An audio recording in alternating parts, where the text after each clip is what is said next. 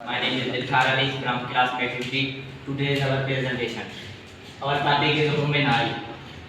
I am describe human eye. Topic is human eye and grooming. Human eye is sight organ of our body. जो हमारे आंखें अल्लाह ताला ने हमें देखने के लिए दो आंखें दी हैं इंसान को। हम आज उसको खोल के डिस्क्राइब करते हैं तो हमारे आई में कौन से पार्ट हैं। फर्स्ट ऑफ ऑल है जो हमारा आउटर पार्ट, उसको कहते हैं sclera. Sclera is the out tough part of human I. Sclera वो एक वाइट पार्ट और टफ पार्ट है जो हमारे आई को प्रोटेक्शन करती है। उसके बाद है retina. Retina is a sensory cell, has a rod and cone. First of all, rod is perceive light and cone perceive color. जो हमारे रेटिना में दो सेंसरी सेल मौजूद हैं, एक का काम है लाइट, हमें concave lens for focusing image. Human आई जो लेंस होता है वो हमारा कॉन्वेक्स लेंस होता है, वो किसी इमेज को फोकस करने में या किसी ऑब्जेक्ट को सही दिखाने में काम आता है। उसके बाद है कैली body. These structures help concave lens for focusing image and object। किसी को हम यहाँ किसी सेल्फी बॉडी होता है वो हमारे लेंस के कॉनकेव लेंस हमारे आई में मौजूद होता है, उसके में हम थ्रू किसी इमेज को सही तरह देख सकते हैं या किसी के फोकस कर सकते हैं। उसके बाद angle, space between two corneal line is called angle. दो कॉर्नियल लाइन होता है उसको एंगल का अक्वस is a fluid like structure। अक्वस हमारे आई में 99 पोर्स मौजूद है। उसके बाद है iris is the colour part of human I has a people. Iris होता है कि हमारे आई में कलरलेस पार्ट होता है और जो हम पीपल्स मौजूद है उसको लाइट हम देते हैं, ज्यादा लाइट देते हैं वो पीपल छोटा हो जाता है और जो कम लाइट देते हैं वो बढ़ जाता है। इसे एग्जांपल मैंने यहाँ पे बनाइए कि हम जो ज़्यादा लाइट देंगे तो ये छोटा हो जाएगा और जो हम कम लाइट देंगे तो ये बिल्कुल बड़ा हो जाएगा। और किसी इमेज को कैप्चर करने या फोकस करने के लिए इसका काम यही है।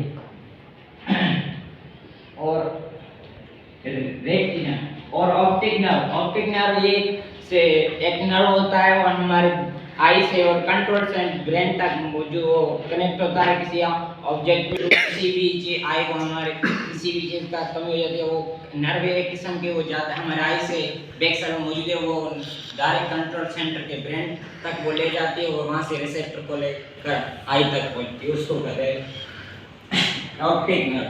Optic disc It is a disc-like structure present in eye। ये ऑप्टिक नर्व एक थैली की तरह मौजूद है ह्यूमन आई में, वो ह्यूमन आई में ही प्रेजेंट होता है। My name is Surashma। So today my topic is human eye।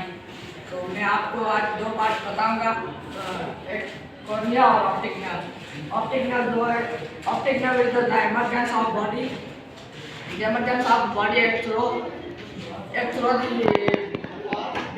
back to eye and joints the brain। Cornea the transparent material, transparent outer part of the eye and through the light passes and other described।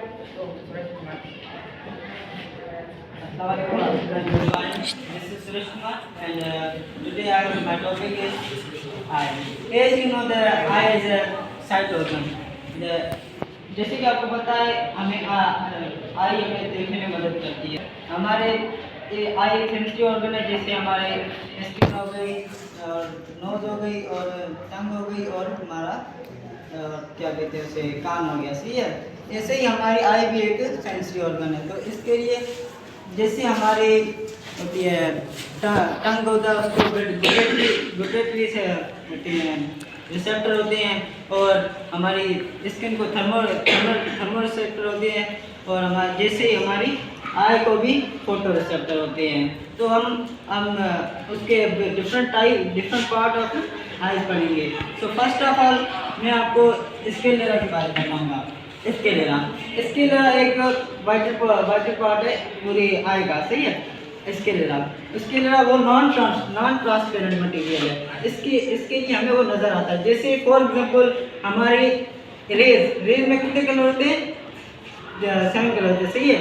वो हमें 7 colour ऐसा होता है सिवाय white colour के, white colour में reflect होता है तब भी वो हमें नजर आता है, सही है। तो हम इसे क्या कहेंगे, नॉन ट्रांसपेरेंट, सही है। और अब हमारे पास आता है कॉर्निया, वही इसके लिए जब कॉन्वेक्स शेप बना लेती है, सही है, कॉन्वेक्स शेप बना लेती है, वहां पर आके वो ट्रांसपेरेंट मटेरियल बन जाती है, तभी वो माना कॉन्वेक्स शेप बना के इसमें लाइट ट्रांसफर होती है, सही है। अब कॉर्निया के बारे में पढ़ते हैं। कॉर्निया एक ट्रांसपेरेंट मटेरियल है, इसके बाद वो लाइट को ट्रांसफर करती है किधर, एक्वासिमल। एक्वासिमल is a fluid type structure, सही है। एक्वासिमल के दो काम होते हैं, एक तो वो हमें न्यूट्रिएंट प्रोवाइड करता है और दूसरा ये लेंस की बना शेप चेंज करने में भी मदद करता है, सही है। इसके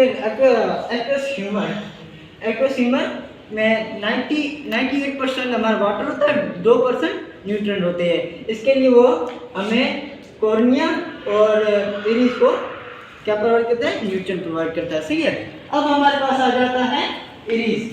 इरिस कलर पोर्शन आएगा, सही है, कलर पोर्शन है, ठीक है। तो वो हमें इरिस के बारे में पढ़ने से पहले हमें रेज का पता होना चाहिए। रेज के कितने कलर होते हैं, 7 कलर होते हैं, सही है, 7 कलर होते हैं। फॉर एग्जांपल हम कहते हैं कि किसी की आई ब्लैक हो गई, किसी की ब्राउन हो गई, किसी की ब्लू हो गई, तो हमें वो कैसे नजर आती है, सही है। अब हम उसे कहते हैं कि फॉर एग्जांपल किसकी ब्लैक है, सही है, रेज आ रही है, ठीक है, वो 7 रेज ही एब्जॉर्ब हो जाएंगे तभी हमें वो ब्लैक कलर नजर आएगी। जिसकी फॉर एग्जांपल किसकी ब्लू आई है, ब्लू आई भी होती है, सही है, ब्लू आई वो आएंगी और रेज आएंगी उसमें एक्सेप्ट ब्लू, बाकी सब एब्जॉर्ब हो जाएंगी और ब्लू कलर रिफ्लेक्ट हो तभी वो हमें ब्लू कलर की आइज नजर आएंगी, सही है। और हमारे पास अब आ जाता है क्या, अब लेंस के बारे में। लेंस हमारे किसी की चीज में फोकस कराने में मदद करता है, सही है। लेंस को हम लास्ट टॉपिक में पढ़ेंगे, पावर ऑफ अकोमोडेशन में, सही है।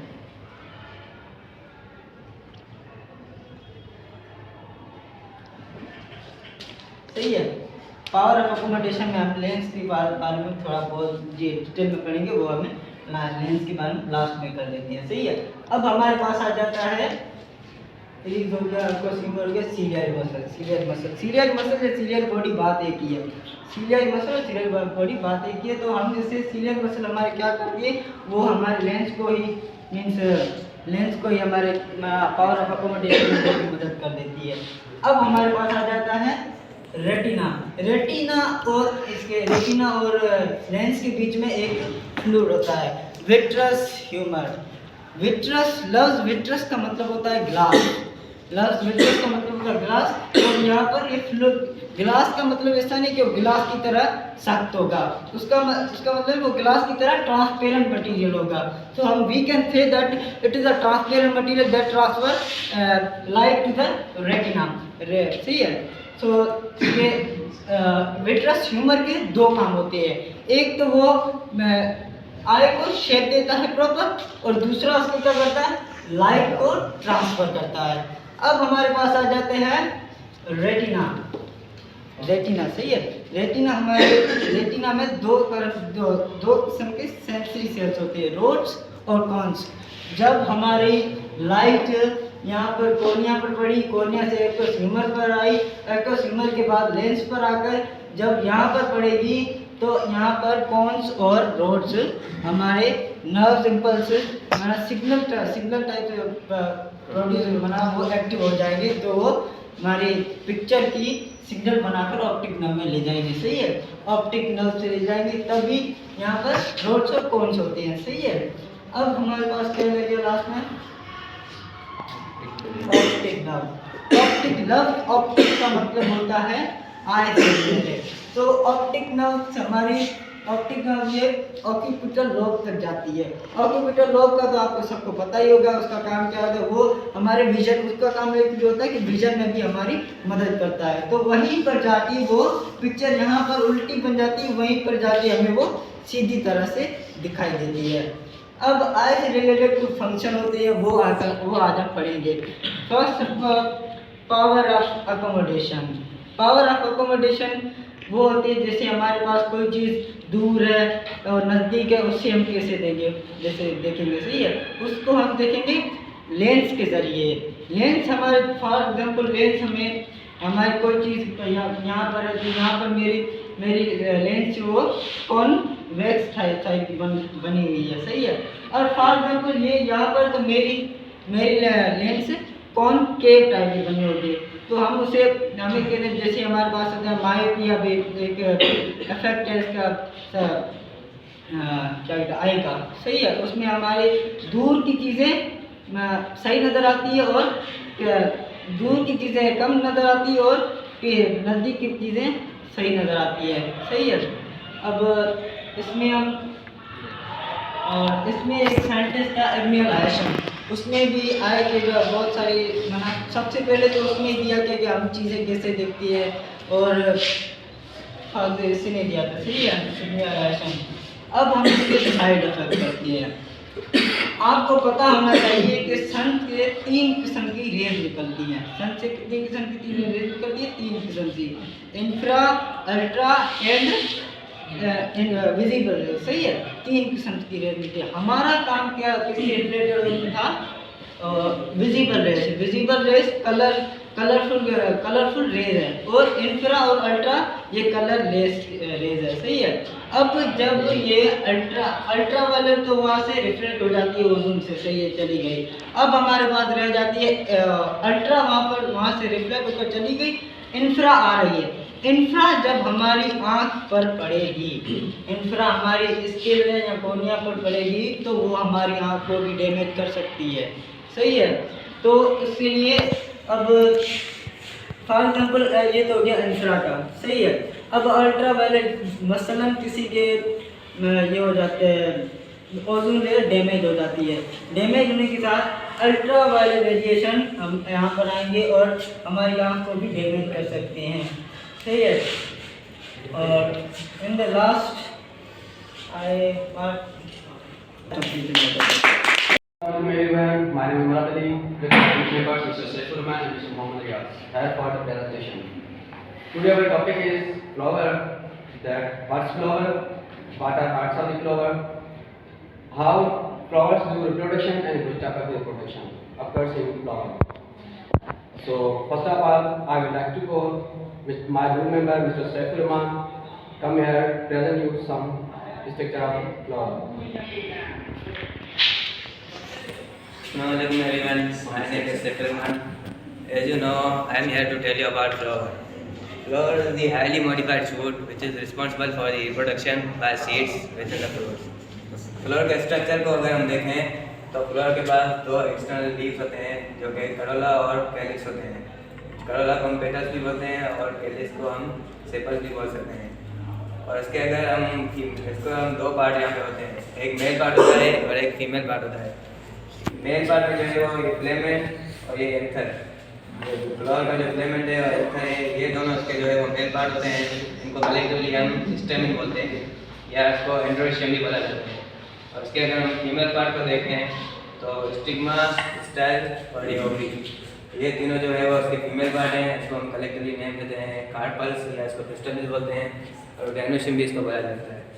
उसकी अगर हम रिप्रोडक्शन को देखें कि इसमें रिप्रोडक्शन कैसे होती है, तो उसमें रिप्रोडक्शन जो है वो पॉलिनेशन के जरिए होती है।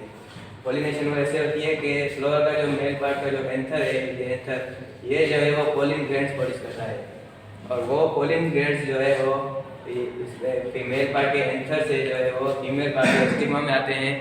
फिर वो चाहे किसी भी जरिए से आते हैं, विंड के जरिए से, इंसेक्ट के जरिए से या किसी एनिमल के जरिए से, किसी भी जरिए से वो पोलिन ग्रैंड इससे ट्रांसफर होकर फीमेल पार्ट के स्टिग्मा में आते हैं और इस पोलिन में जाकर यहाँ पे ओवरी में जाकर गिरते हैं। और ओवरी में जो है वो ओव्यूल मेन पॉइंट है जहाँ से वो फर्टिलाइजेशन जो है वो स्टार्ट होती है।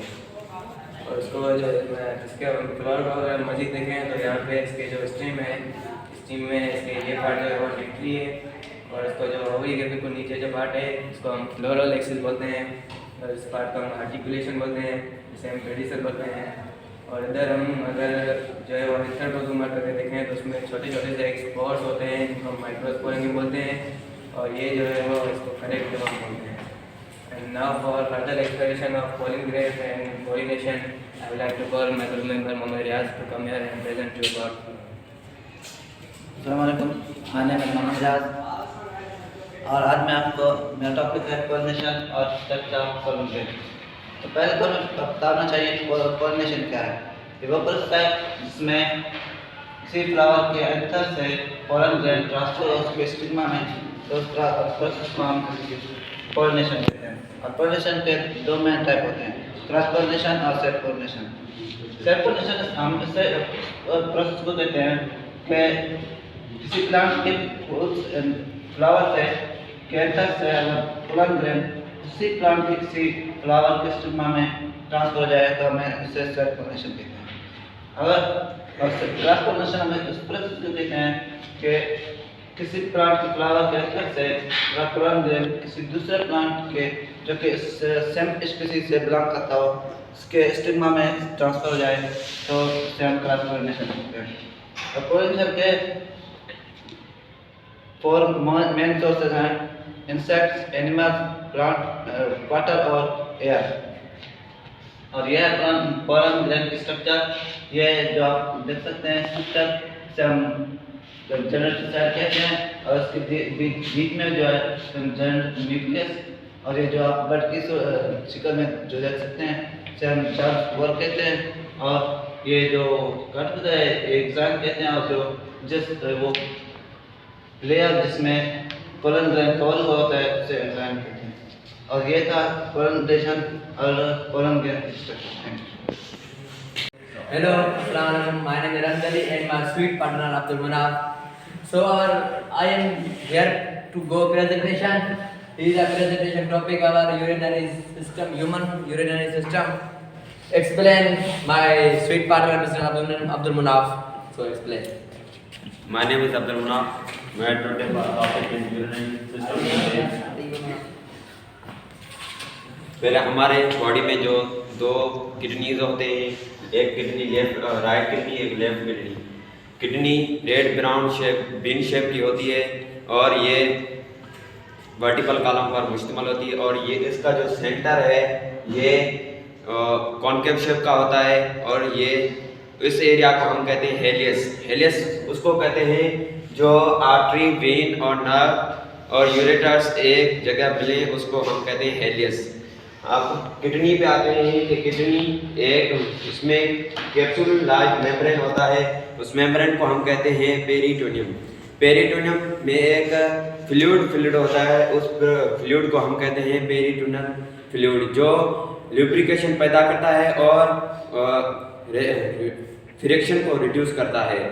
किडनी और उसके बाद है cortex. Cortex dark brown shape का पोर्शन होते हैं वो इसलिए होते हैं कि उसमें रगें मौजूद होती हैं, इसलिए वो डार्क होता है। और उसके बाद है medulla. Medulla inner lighter portion होता है और उसमें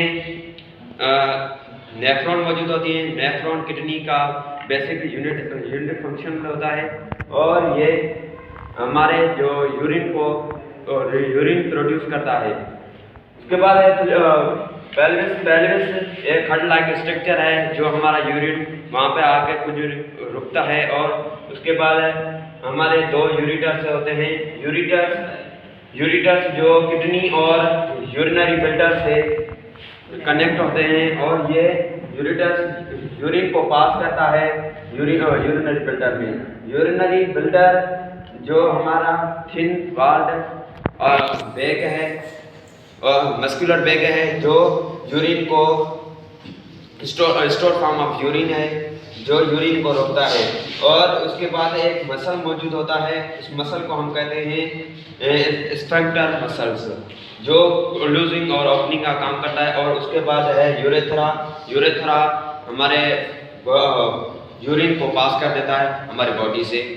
For the Almighty Allah who helps in difficulties, and all my respect for the Hazrat Muhammad, peace be upon him, who made us our recognized and creations.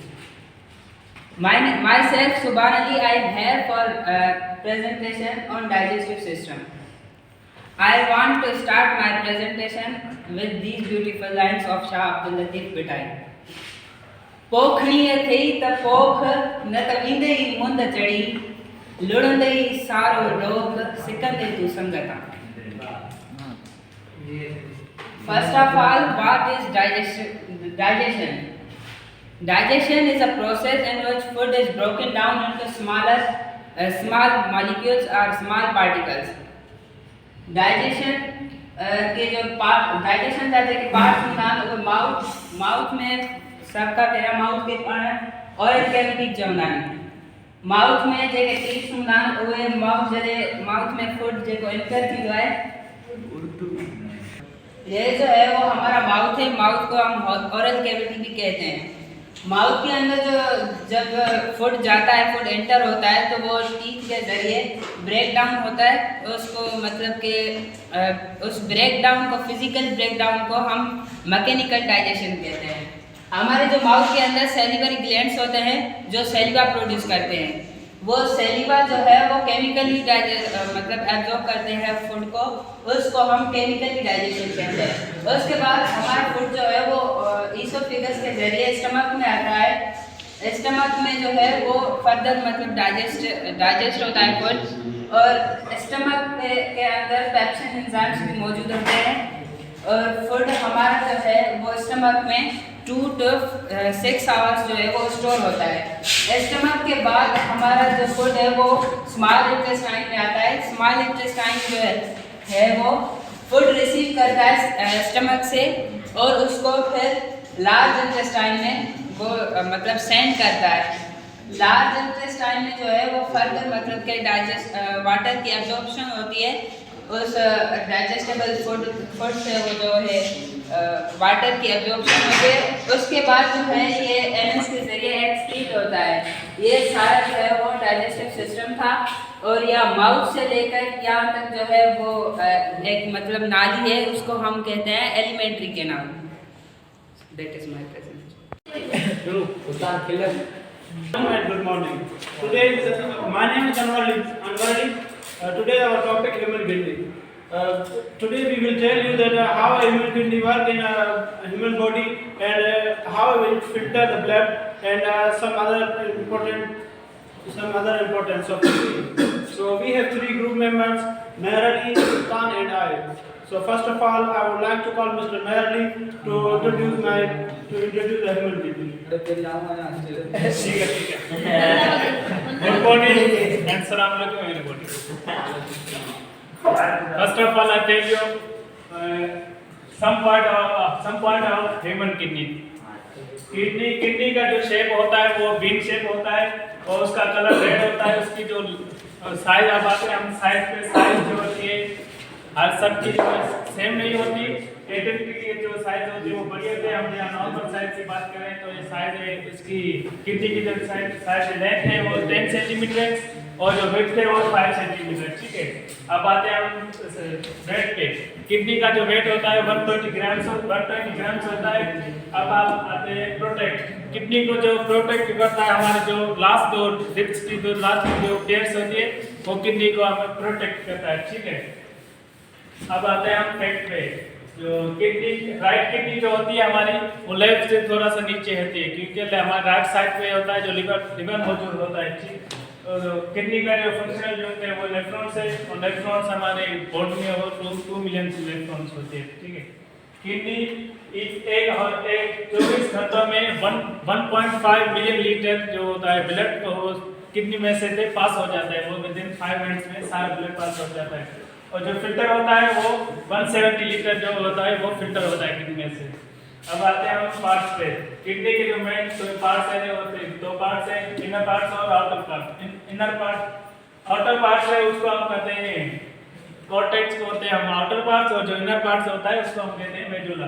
Medulla का जो दूसरा काम है वो पिरामिड्स को पकड़ कर रखता है। ठीक है, आते हैं रेनल आर्टरी के थ्रू जो अनफिल्टर्ड ब्लड होता है वो अंदर जाता है, और जब फिल्टर होकर बाहर आता है वो रेनल वेन के जरिए बाहर आता है। ये जो पार्ट्स है इसको हम कहते हैं हाइलस भी कह सकते हैं, दोनों को, जहाँ से ब्लड अंदर और बाहर जाता है उसको हम हाइलस कहते हैं। अब आते हैं हम पेल्विस। जब ब्लड फिल्टर होने के बाद आता है इधर पिरामिड्स में आता है, पिरामिड्स में जमा होता है, जब फिर पिरामिड्स में कन्वर्ट होता है तो पेल्विस में, पेल्विस आता है यूरेटर। पेल्विस को हम बेस ऑफ यूरेटर भी कह सकते हैं। ठीक है, तो यूरेटर के बाद ब्लैडर से ब्लैडर के बाद आ जाता है बाहर थ्रू हो जाता है बाहर। अब आते कैप्सूल, जैसे हमारा किडनी को जो प्रोटेक्ट करते हैं, हमारे जो लास्ट की जो रिब्स होती है पेयर्स वो प्रोटेक्ट करता है, ऐसे ही किडनी के जो पार्ट्स होते हैं उसको ये कैप्सूल प्रोटेक्ट करता है, ठीक है। अब आते हैं हम किडनी के फंक्शन पे। किडनी के फोर मेजर होते हैं फंक्शन, ठीक है। पहला फंक्शन है फिल्टर। नेफ्रॉन्स के जरिए हमारा जो ब्लड होता है वो फिल्टर होता है और वेस्ट प्रोडक्ट सारी बाहर निकल जाती है। बाकी उसके साथ जो हमारे जो यूजफुल जो मटेरियल्स होता है वो बाहर आ जाता है, ठीक है। उस रेगुलर एब्जॉर्प्शन उसको वापस ले आता है, ठीक है। जैसे वाटर ग्लूकोज वो फिल्टर के दौरान वो बाहर चला जाता है, उसको वापस ले आता है, वो टेबुलर एब्जॉर्प्शन ले आता है। दूसरा है टेबुलर सेक्रेशन। जैसे हम एग्जांपल लेते हैं चाय का, जब चाय हम छानते हैं तो उसमें हम बकाया वेस्ट प्रोडक्ट रह जाते हैं, उसको हम निकालने के लिए चम्मच या कुछ ऐसे यूज करते हैं जैसे बाहर निकालने के लिए। ऐसे ही ट्यूबुलर सिक्रेशन, ब्लड में जो वेस्ट प्रोडक्ट रह जाता है उसको बाहर निकालने में ये ट्यूबुलर सिक्रेशन हेल्प करता है, ठीक है। Maintain normal blood pressure. हमारी बॉडी में बहुत तरह से ब्लड प्रेशर मेंटेन होता है, वो एक किडनी का पार्ट है जो ब्लड को मेंटेन करता है, वो हम ब्लड प्रेशर जो ग्लूकोज स्पीकर, ठीक है। I have done my self. Assalamu alaikum students and assalamu alaikum teacher. First of all, I want to introduce myself. My name is Sultan Ahmed and class matrix. So my topic is structure of kidney. So kidney is the bead-shaped structure. It is present abdominal cavity of below diaphragm. Kidney एक bead-shaped structure है जो motivate abdominal cavity और diaphragm के नीचे। Kidney is protected by membrane is called keratin. Kidney membrane में महफूज है जिसको केराटिन कहा जाता है। Kidney flood is present between kidney peritoneal and peritoneal flood with radius fraction. Kidney और पेरिटोनियल में मौजूद है फ्लड जिसको पेरिटोनियल फ्लड कहते हैं। अब पढ़ते हैं किडनी के part. There are 3 main part of kidney. Number 1 है cortex. Cortex are the inner part of kidney. Cortex बाहर वाला पार्ट है किडनी का। नंबर 2 है medulla. Medulla is the inner lighter part of kidney. अंदर वाला लाइटर पार्ट है kidney का। नंबर 3 है pelvis. Pelvis in the funnel like space, funnel like space is present it is base of ureter. Pelvis से funnel like space और base है ureter का। Number 2 है कैप्सूल। कैप्सूल प्रोटेक्ट किडनी और kidney में दो रेनल आर्टरी तो whistles होते हैं। नंबर 1 है रेनल आर्टरी जो बिना फिल्टर वाला खून ले जाती है किडनी से। नंबर 2 है renal vein. Renal vein body builder से खून ले जाती है किडनी तक। तो ये था आज का मेरा topic. So thank you. I think Allah is most beneficial and most beneficial and most merciful.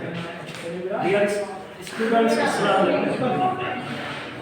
me, myself, my name is my father with my father. Human skeleton. Human skeleton is divided into two main categories. Axial contain 80 bones and appendicular skeleton contain 126 bones. And further explanation is going to by Riyadul Ditho. Please come here and explain various human skeleton. Student of you, Riyad Ali, student of matrix. My topic is human skeleton. Human skeleton are made of the 26 bones. Human skeleton are categorized into two groups: axial skeleton and articular skeleton. Axial skeleton. The bones which are included in axial skeleton are 22 bones are skull bones, in which 8 are cranial bones. The cranial bones are enclosed in the brain. 14 are facial bones. After skull bones, then the rib cage. Our rib cage contains 24 bones in the pair, 12 pairs. The chest made up of the bone of called sternum, and vertebrae are also in the axial skeleton. 26 bones in the axial skeleton system. Now the apical system. Apical is the bones which are included in the apical scale, petrogallus, four bones in the petrogallus which are arms are also known as shoulders. After arms contain both arms contain 6 bones. 6 bones, each arm has 3 bones. The bones in the arm that are humerus, radius and ulna. After arm hands, both hands contain 54 bones. Each hand has 27 bones. The bones in the hand that are the carpals, metacarpal and phalanges. After hand pelvic girdle made up of the 3 bones. After pelvic girdle, both legs contain 6 bones. Each leg contains 3 bones.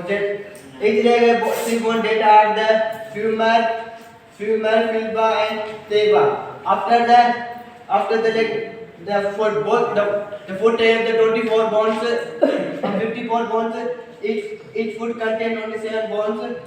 27 bones that are the tarsal, metatarsal, and phalanges. In the leg have soft bones that are called the petal, which we count in the metatarsal. हमारे जो human scale system वो 206 हड्डियों का बना है। जो हमारे human scale वो हमने 200 कैटेगरी, एक एक्सोस्केलेटन और एक एपिकल स्केल। एक्सोस्केलेटन में जो हमारे सर की जो भी बोन है, हमारे ब्रेन है और हमारा चेहरा है, उसकी बोन आती है वो स्केलेटन में हमारे पूरे चेहरे और ब्रेन के लिए वो 22 हड्डियां होती है, जिसमें से एक जो होती है हमारे ब्रेन में होती है, जो 14 बोन वो हमारे चेहरे में होती है। उसके बाद एक रिब केज जो हमारे रिब केज उसमें 24 बोन्स होती है, जो एक साइड पे 12 पेयर की होती है। उसके वर्टिकल कॉलम में हमारे जो बैक बोन होती है, बैक बोन है उसमें 26 बोन्स होती है। उसके बाद जो हमारे चेस्ट बोन है, चेस्ट बोन जो मैंने बोली वो एक बोन जो हम कहते हैं स्टर्नम। ये जो बोन एक टोटल हम करेंगे तो 80 बोन्स होती है, जो हमारे एक्सोस्केलेटन सिस्टम में होती है। और उसके बाद एपिकल स्केल सिस्टम में जो हमारे बोन्स है 126 बोन्स होती हैं। उसमें से जो पेट्रोगल जो हम शोल्डर को कहते हैं, पेट्रोगल वो 4 बोन से बना होता है। उसके बाद आर्म्स, दोनों आर्म से हमारी बोन्स होती है 6 और एक आर्म में होती है 3 बोन। जो एक आर्म में 3 बोन वो होती है ह्यूमर, रेडियस, उल्ना। और आर्म के बाद हैंड, हमारे दोनों हाथ में 54 बोन्स होती है और एक हाथ में 27 बोन्स होते हैं। जो हमारे 27 बोन्स एक हाथ में वो होती है कार्पल्स होती है, मेटाकार्पल और फेरेंजेस। उसके बाद है पेल्विक गर्ड हमारे जो 3 हड्डियों से बनी होती है। पेल्विक गर्ड से हमारे जो लेग, उसके बाद लेग, हमारे दोनों लेग 6 हड्डियों से बनी होती है और एक लेग में 3 हड्डियां उसके नाम में फ्यूमर, फिल्बा एंड तेबा। जो उसके बाद पाँव, हमारे दोनों पाँव में होते हैं 54 बोन्स होती है।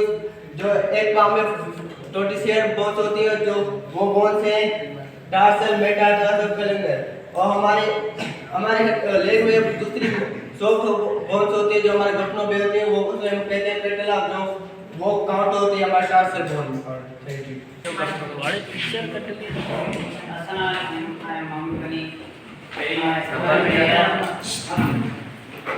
शुरू हुआ। Assalamualaikum, I am Mohammad Ali and I am here with my group member to give the presentation on the topic of brain.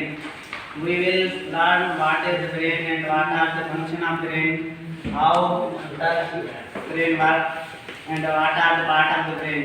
Now my friend Mukhtar will come and more tell you about interesting topic brain. Assalamualaikum, I am Mukhtar and I am a student of class metric and I am here to give the presentation on the topic brain. Brain is the major part of our body and it control center of the body.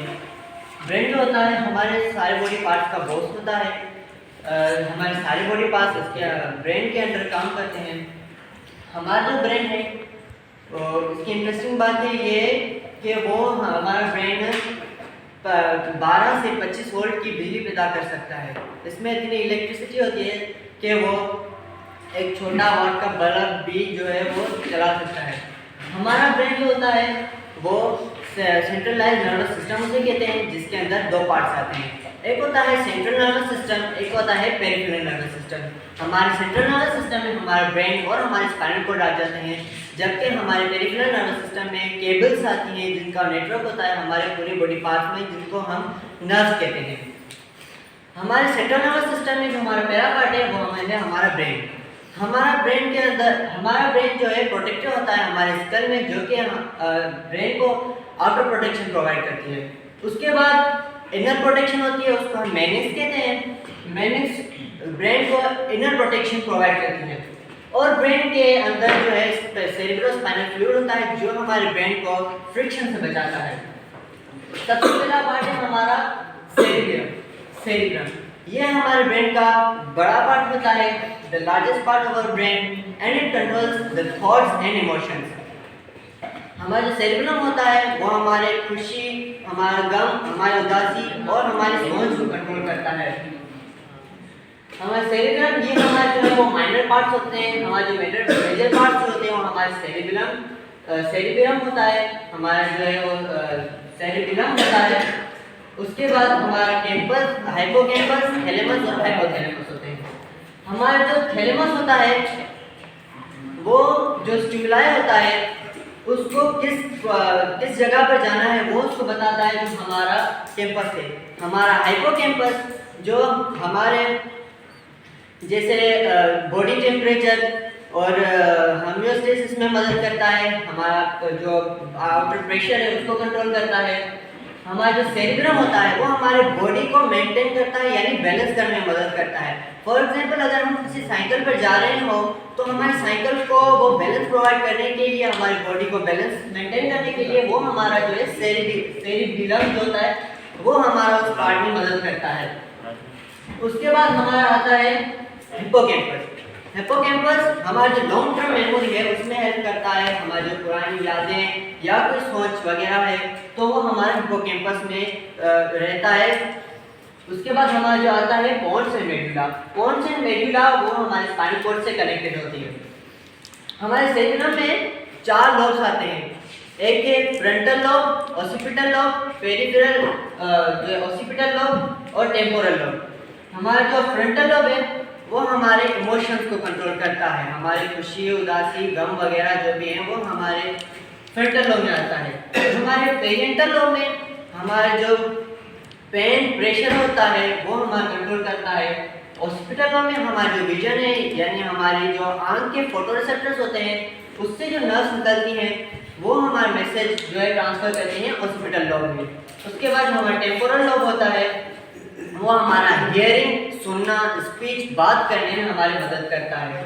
उसके बाद हमारा आ जाता है जो है spinal cord, जो कि हमारा सेंट्रल नर्वस सिस्टम का पार्ट है। हमारा जो हमारा स्पाइनल कॉर्ड है वो बिल्कुल ब्रेन की तरह होता है, वो भी जो है मेनिंग्स में कवर्ड होता है। उसके अंदर भी सेरेब्रोस्पाइनल फ्लूइड होते हैं, उसके अंदर भी ग्रे मैटर और वाइट मैटर प्रेजेंट होते हैं। उसके बाद हमारा जो आता है peripheral nervous system. Peripheral nervous system में जो हमारी केबल्स होती है, एक नेटवर्क होता है हमारी पूरी बॉडी में, जिनको हम नर्व्स कहते हैं। नर्व्स हमारे बंडल्स और एक्सॉन से बना होता है। ये भी एक मेजर पार्ट होता है हमारे जो दूर के जो रिसेप्टर्स होते हैं उनको हमारे ब्रेन तक पहुंचाने के लिए। तो यही था मेरा आज का टॉपिक ब्रेन। उम्मीद करता हूँ आप कुछ नया सीखने को मिला होगा। Thank you so much. Assalamu alaikum friends. First of all, I want to introduce myself. Welcome my fellow. So my name is Salman and my group member student. We are here to presentation on topic kidney dialysis. ये kidney dialysis. I will tell you something about kidney dialysis. ये एक अमल है जिसमें kidney, इस मरीज की kidney काम करना छोड़ जाती है और किडनी डोनर मौजूद नहीं होता तो हमें किडनी डायलिसिस इस्तेमाल होती है। Now I like to welcome to tell more about this.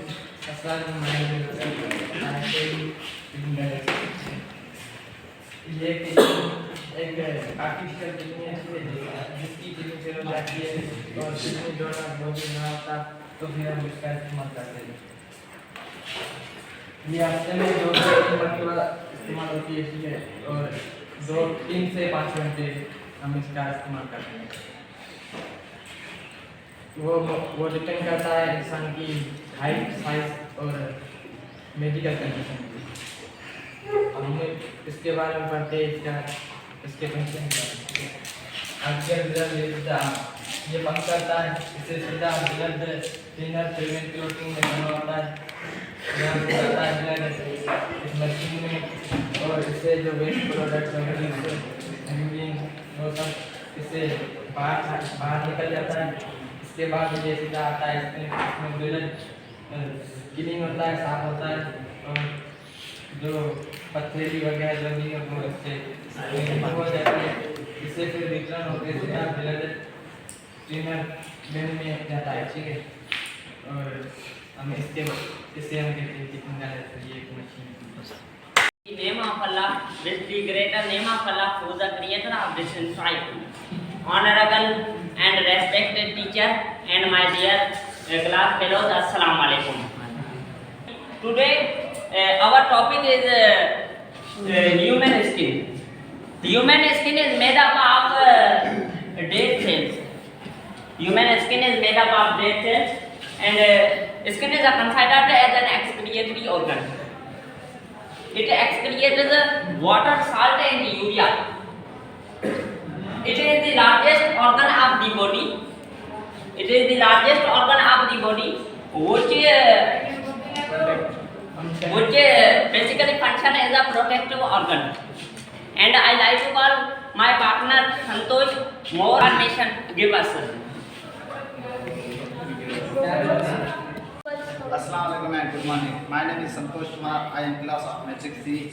Today our topic is women's skin. Women's skin is divided the largest organ of the body. It is also called the protective organ. Women's skin consists in three layers: epidermis, dermis, and hypodermis. The outermost layer of the skin is called epidermis. Epidermis layers made of the dead cells, and which the cells contain proteins, and these layers does not contain blood vessels, and these layers also called the protective layers. And epidermis, dermis is the region between the epidermis and hypodermis layer. The dermis contain the blood vessels, sweat glands. Sweat glands are used to excrete through the sweat, urea, water and salt through the body.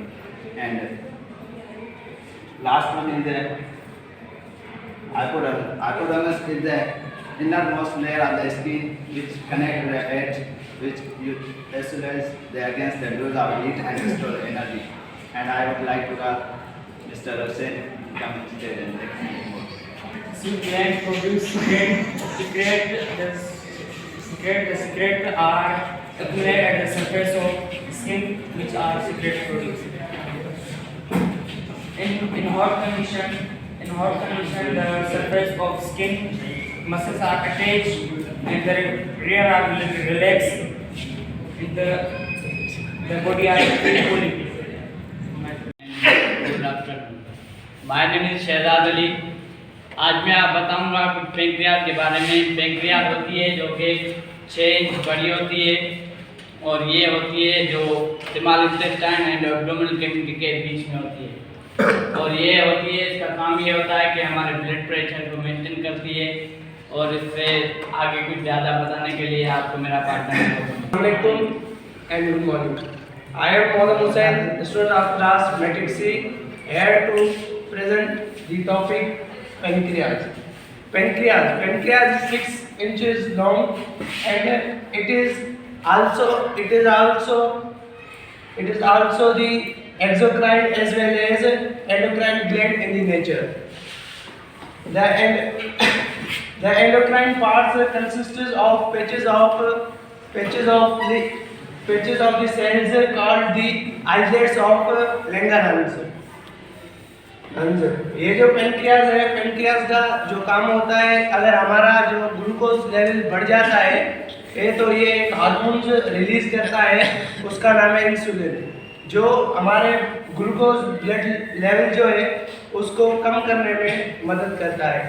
अगर दूसरी side अगर हमारा जो blood glucose level जो है कम हो जाता है तो ये एक और हार्मोन रिलीज करता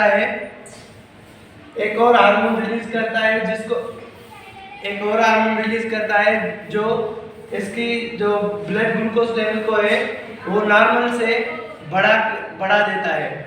और ये जो पेनक्रियाज है, पेनक्रियाज इंसुलिन और वो जो हार्मोन्स है वो जो है अगर वो डायरेक्टली अगर रेगुलेटिंग ब्लड के ग्लूकोज लेवल करते हैं तो वो उसका नेगेटिव फीडबैक पड़ता है। Assalamu alaikum. My name is Ali Su, and today our presentation and my group members Nematullah and Asmin Ali, and today our topic is human kidney, and now my fellow Nematullah explain human kidney.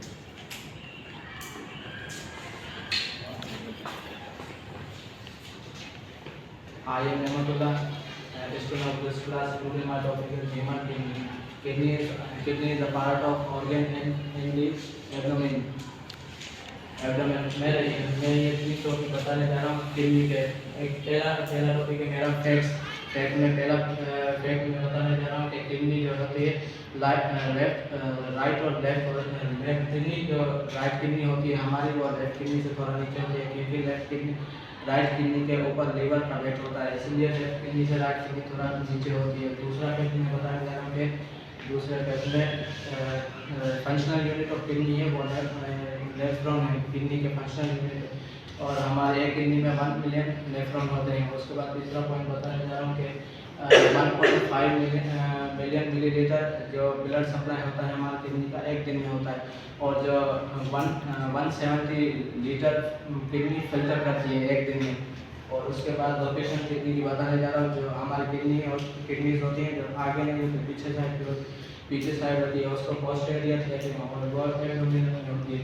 उसके बाद size में kidney के बताने 4 या 5 inch long होती है। उसके बाद शेप होती है बीन शेप किडनी होती है, और उसका वेट 130 ग्राम होता है।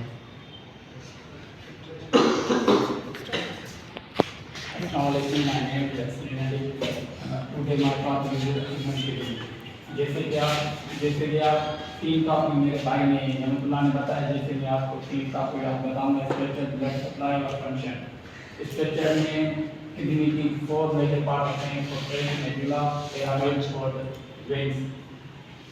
Portion outer layer of kidney होती है जिसमें डार्क ब्राउन पोर्शन होता है, और medulla inter layer of kidney होती है जिसमें वाइट लाइट ग्रीन पोर्शन होता है। उसके बाद होते हैं पिरामिड में एक किडनी में 12 से 16 होते हैं एक किडनी में, और वो फिल्ट्रेशन का काम करते हैं। उसके बाद पिलेज जो किडनी का लार्जर पार्ट होता है जो अटैच होता है यूरिटर, जहाँ से यूरिन पास होती है यूरिटर। उसके बाद में कुछ बताऊँगा ब्लड सप्लाई में हमारी आती है आर्टरी और वीनल आर्टरी में डिसऑर्डिनेट ब्लड होता है, और वेन्स में ऑक्सीजनेट ब्लड होता है। उसके बाद आता हूँ फंक्शन पे। किडनी के 4 फंक्शन होते हैं, filtration, reobservation, tubule stimulation and maintain temperature. Filtration kidney करती है जो ब्लड में जो वेस्ट प्रोडक्ट होते हैं उसको साफ करती है, वो फिल्ट्रेशन होती है। पिरामिड में नेफ्रॉन मौजूद होते हैं मिलियन की तादाद में जो फिल्ट्रेशन का काम करती है। उसके बाद ट्यूबल रीऑब्जर्वेशन में जैसे इस ब्लड में जो भी ऑर्गेनिक माना important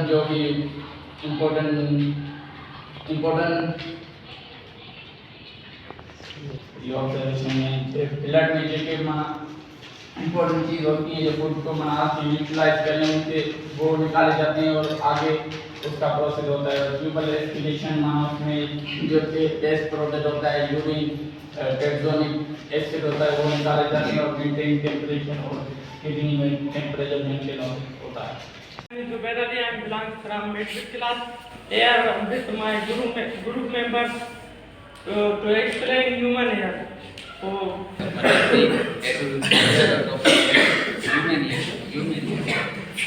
that is human ear. The human ear is consists of three parts: outer ear, middle ear, and inner ear.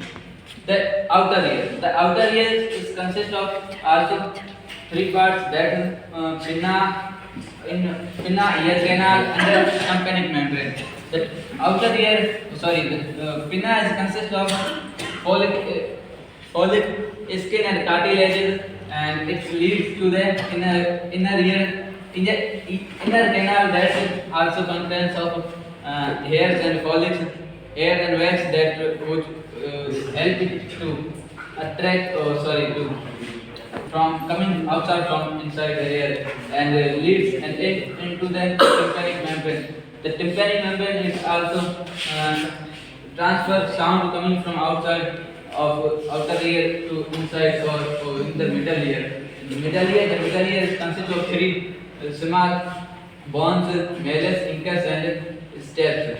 The malleus is work as a hammer and transfer sound from malleus.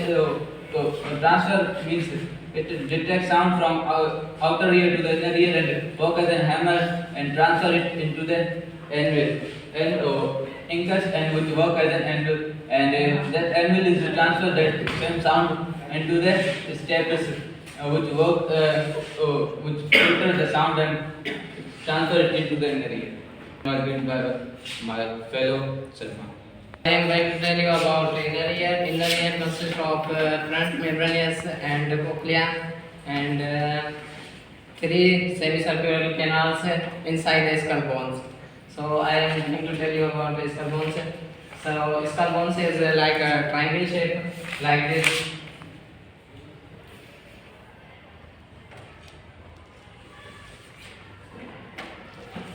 So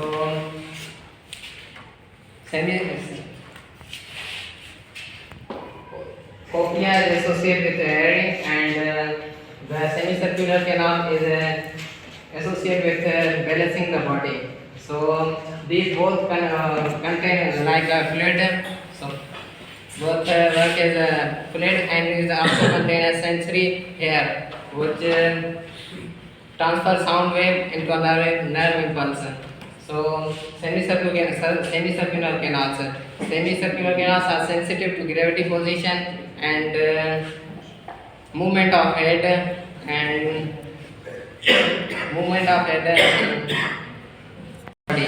So vestibule and spine both maintain the body as related to the gravity, and this part of the cochlea is known as anterior, and this part is known as lateral canal, and this part is known as posterior canals. And there is some other names, so I can't write anything. It can lie sacule and another. Assalamu alaikum. My name is Ali Su, and today our presentation and my group members Nematullah and Asmin Ali, and today our topic is human kidney, and now my fellow Nematullah explain human kidney.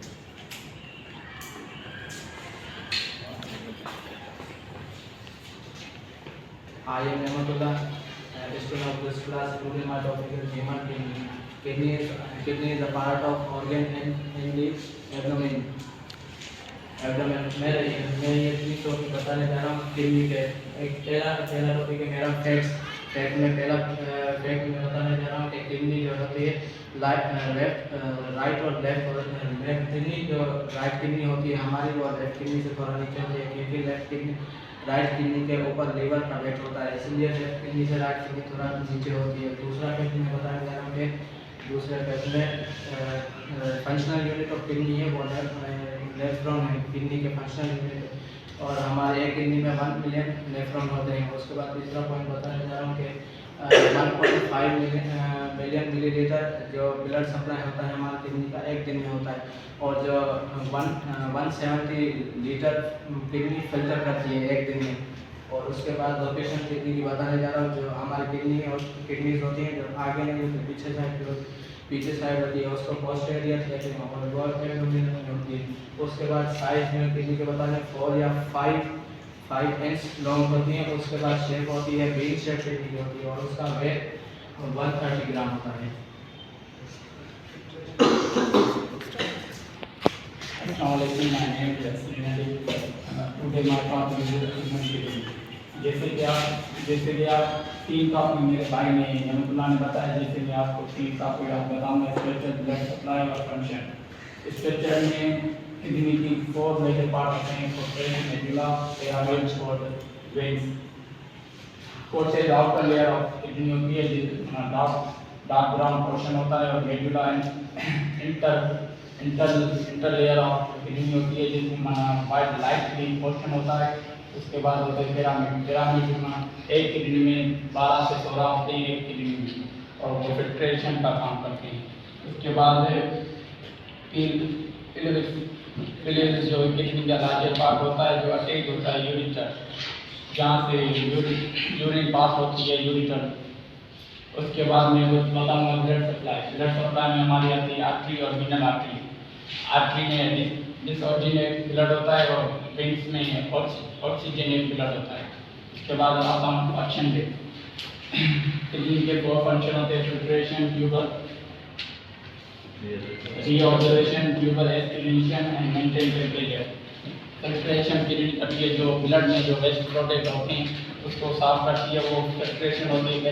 Pyramid में nephron मौजूद होते हैं million की तादाद में जो filtration का काम करती है। उसके बाद ट्यूबल रीऑब्जर्वेशन में जैसे इस ब्लड में जो भी ऑर्गेनिक माना इम्पोर्टेंट जो भी इम्पोर्टेंट